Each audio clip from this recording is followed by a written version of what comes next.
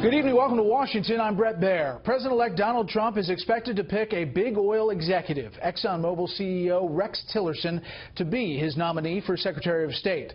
That expected choice has lawmakers on both sides of the aisle expressing concern about Tillerson's cozy relationship with Russian President Vladimir Putin.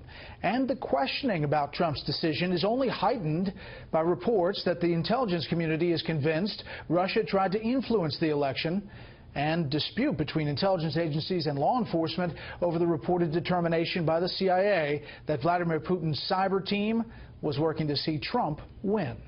Senior national correspondent John Roberts reports on the Trump transition tonight from outside Trump Tower in New York. Good evening, John. Brett, good evening to you. The president-elect was on offense again today against intelligence agency claims that Russian hackers were working to get him elected, dismissing those analyses as nothing more than political sour grapes. But when it comes to one potential cabinet pick, those intelligence analyses may add an extra measure of scrutiny. Sources tell Fox News that Donald Trump has settled on ExxonMobil CEO Rex Tillerson as his pick for Secretary of State.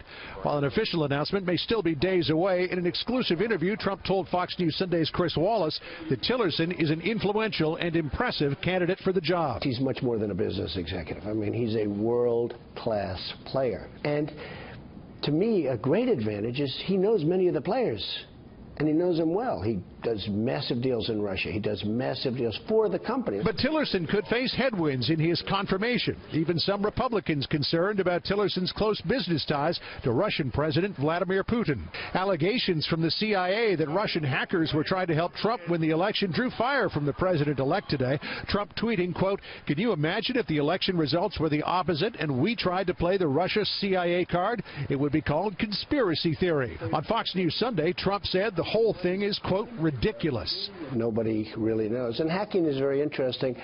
Once they hack, if you don't catch them in the act, you're not going to catch them. They have no idea if it's Russia or China or somebody. It could be somebody sitting in a bed someplace. Trump's proclamation puts him at odds with many experts in the intelligence community and senior members of his own party who today insisted they support a congressional probe into any possible Russian attempt to influence the election. The Russians are not our friends. We ought to approach all of these issues on the assumption that the Russians do not wish us well. It was great to spend time with him today. It was a great meeting. With 5 positions in Trump's cabinet left to fill, Trump Tower was a hive of activity today.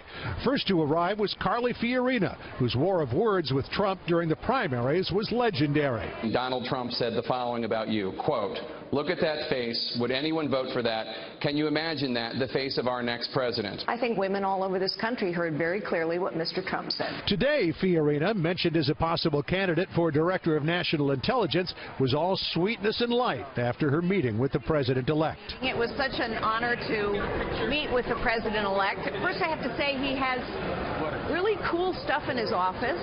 All these athletes have given him this incredible memorabilia. I was particularly taken by Shaq O'Neal's shoe, which is huge. I guess it takes a champion to know a champion. Donald Trump also met today with West Virginia Senator Joe Manchin, who is a top contender for Energy Secretary, Congresswoman Kathy McMorris Rogers, who could take over at Interior, Congressman from Montana Ryan Zinke, who could fill a number of different roles, and former Texas Governor Rick Perry, who could be in line for either the energy job or Veterans Affairs Secretary. Brett?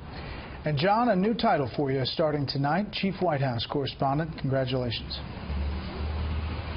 Brett, thanks so much. Looking forward to it.